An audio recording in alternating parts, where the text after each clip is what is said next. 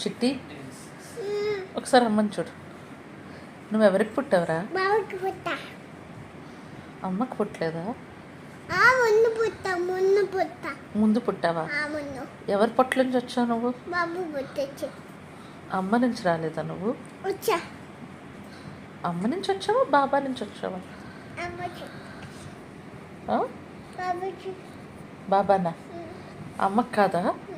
ఏ ఎందుకు కాదు?